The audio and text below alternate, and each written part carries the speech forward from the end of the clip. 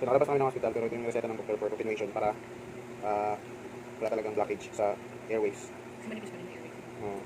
Para sigurado nila na hindi na mahirapan maging insulin. So, i-press na natin to dito. Itong Dr. Ayla na to ay about, magkano to? 700? 700 lang to sa Shopee. So, ito yung gabis namin sa namin. Magkano ka na lang? Next na.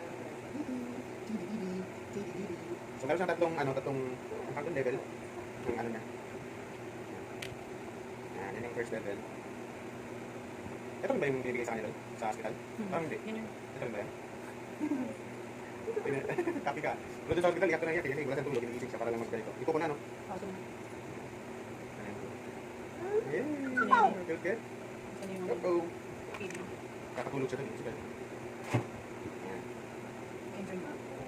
So I think ito, for kailangan reseta bago ka makabili. Pero meron nabibili sa Lupika na, over the counter yung regular na salbutamol. Pwede yun. Kaya nga, for din yun, for airways din yun. Kasi yun yung parang initial na ibibigay mo sa bata pag yung bakit mo sila.